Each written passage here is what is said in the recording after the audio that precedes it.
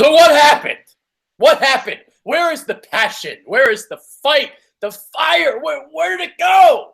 It's gone. It's completely evaporated. Caleb Weiler is here. I'm Adrian Fecchio. We are talking about the great skid. The Flyers are still struggling. Yes, it's their bye week this week, but they have lost, 11 of their last 14 games?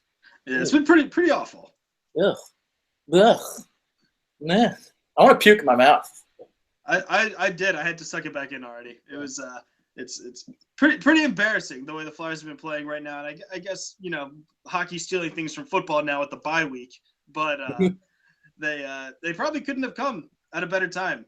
The Flyers have really been struggling. Like you said, losing 11 out of 14, and they left their jam in that 10-game winning streak. And it's been hard to watch the Flyers play right now. And they just don't have any passion in their game. Nobody's skating hard. Everybody's just kind of letting the puck come to them instead of going to the puck and making plays. So right now, hopefully the bye week gave them some much-needed time off and rejuvenated them for the rest of the season. Yeah, you look back at that 10-game winning streak. Flyers were outscored opponents 36-22. Now they've been outscored 51-27 during their the last 14 games. 51 goals let up. That is disgusting. Yeah, and nobody's playing well on the back end. I mean, Ivan Provorov and Shane Gostisbehere, that's it. And Gostisbehere has been a healthy scratch twice this year, which is absolutely ridiculous. He's been one of your best defenders on the defensive side of the puck. Yeah, he might not be hitting the net as often. He might not be putting up as many points, but his advanced statistics are ridiculous if we want to go talking about Corsi Fours again. And yes, he's just been on fire defensively, and Hackstall still sits him because he's not playing well offensively. And Ivan Provorov still been awesome, but he's carrying around that dumpster fire of a player, Andrew McDonald, which is just ridiculous. And we'll get into him in a bit. We will. And when your two best defensive players are 23 and 19, that's not going to bode well for your defense. Yeah, they got Mark Streit back, but the poorest defense is leading to poor goaltending, which is leading to 51 goals allowed in 14 or 17 games. It's just horrendous. All right, so my question to you now is this. So they had the 10-game winning streak. They were playing really well. So we know what they are capable of, but obviously the last 14 games, the great skid. So the Flyers are on notice. There's some kids out there in Lehigh Valley, some pups, guys like Sam Moore and Jordan Wheel, Greg Carey, Colin McDonald, just naming a couple guys. Do you start looking at that? You start, try to bring some players up? Do you maybe look at the trade market to improve the team, or do you just kind of let things go as they are right now and just kind of hope that things turn around? For me, I don't think you want to pull anybody up from the minors unless there's an injury. You have some great players down there, and Robert Haig and Sam Moran on the defensive side of the puck, and we saw a glimpse of Taylor Lear, who played well while he was up here. He scored a goal or two, and he played well in the lines he was on. Then he got sent back down once the injury situation was set up. But the only time I'm calling somebody up from Lehigh Valley is in case of an injury, mostly because you got the veteran guys up here, and they're making a ton of money. And the Lehigh Valley Phantoms are playing very well right now, so there's no reason to mess up that chemistry. I think they have a shot at the Calder Cup this year if they continue to play well the way they are. For me, if the team keeps playing like this, you got to shake it up a little bit. The one player that I've had my eyes on for years that I would love to Flyers to land, who's actually on the trade block, is Matt Duchene of the Colorado Avalanche. The Avalanche are on pace to lose the most games since the 1999 season or something like that, which is absolutely ridiculous. So it sounds like they're shopping players like Gabriel Landeskog, who's their captain, and Matt Duchene.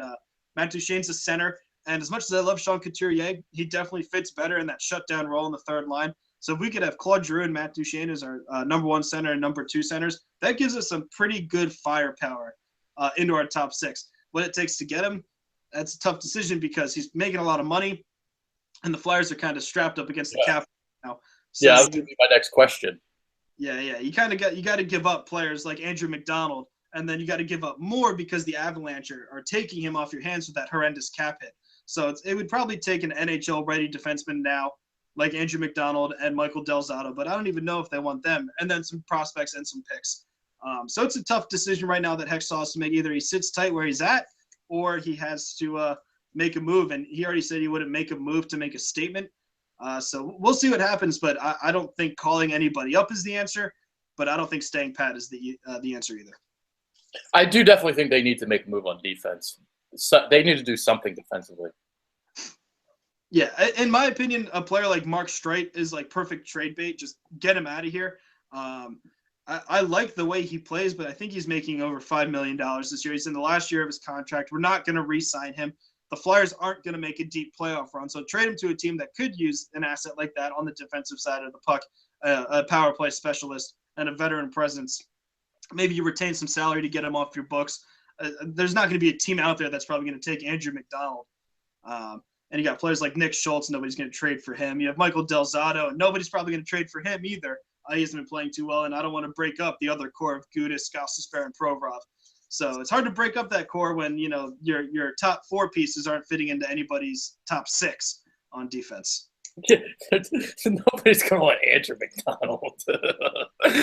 You wrote a post on him today. That was great. He sucks. He's terrible, and we probably just got our Flyers credentials pulled. I mean, it's okay to be to be critical if they're not playing well, and he's being dragged along by a rookie defenseman in Ivan Provorov who's just making him look good. So as much as I love Ivan Provorov and I love the Flyers, Andrew McDonald is just not cutting it right now as an NHL caliber defenseman.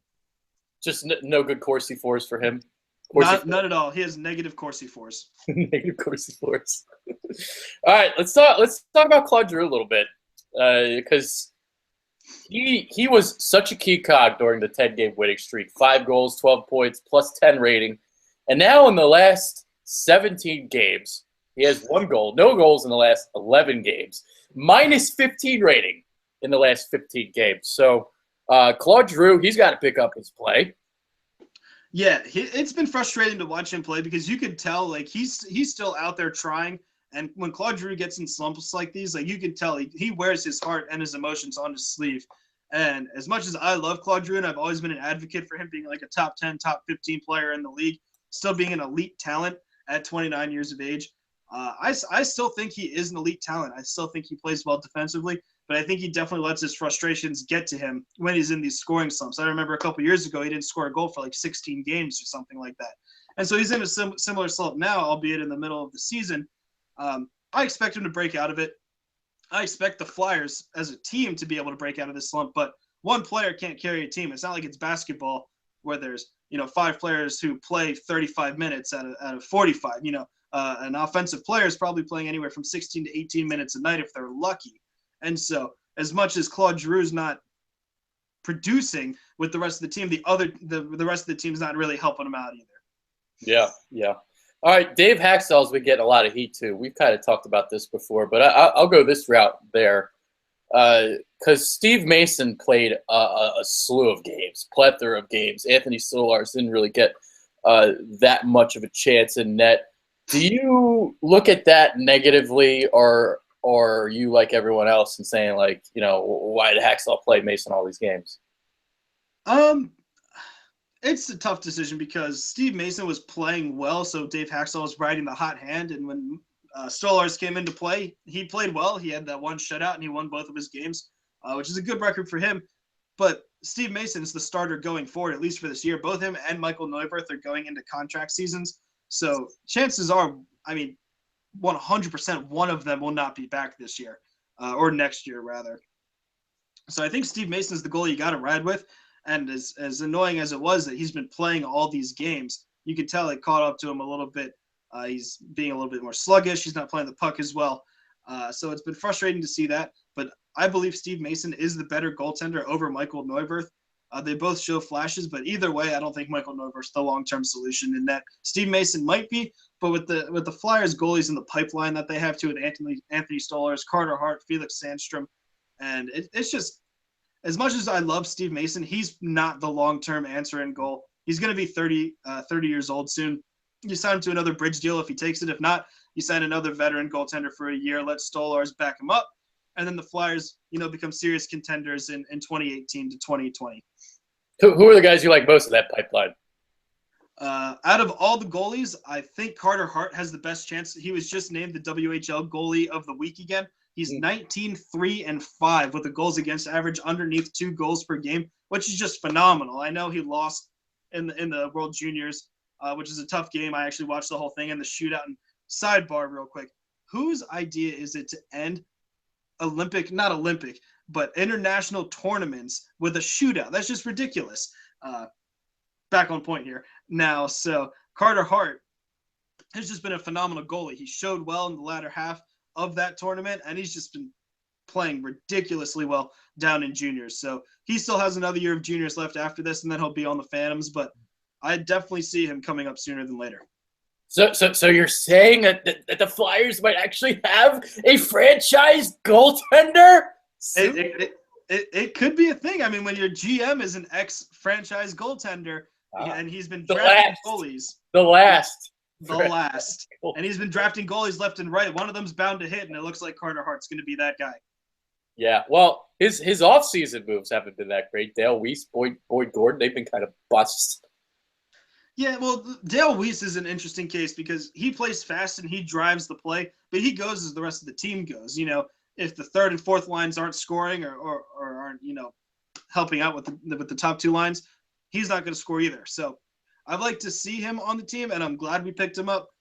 His lack of scoring is definitely disheartening, but other than that, I thought that was a good pickup. Boyd Gordon, on the other hand, not the best pickup. It was a 1-year deal. I mean, I can't hold that against Hextall just to see if it would work out. It didn't, and you let him go at the end of the year. Yeah. All right. Devils tomorrow. Got any thoughts on the game before we head out? It's a big divisional game. Like we said, the Flyers have not been playing well as of late. Hopefully they come out off this bye week. Sometimes a bye week can hurt you. Sometimes it can help you depending on your play. They haven't been playing well. Hopefully a week off helped them regain their mind. I think they actually had to be away from the ice for those 5 days. They couldn't even practice. So gives them a chance to regroup, kind of see where they're at, and reflect on the fact that they're playing like crap. And so they'll come back. I think they'll make a good effort. The Devils always have their number, and if Corey Schneider starts, he's one of the best goalies in the league. So we'll see what happens. It should be a good game. I expect the Flyers to play well. I'll be there up in the press box, so follow along again. And it's going to be an excellent matchup, that's for sure. Boom. So there it is. All right. Any final thoughts before we head out? Final thoughts. I'm 2-0 in the press box right now, so the Flyers better keep that streak going tomorrow, or I'm going to be mad. And I expect them to play a good game. So it's going to be a great game to go to. Hopefully the Flyers can pull out that W.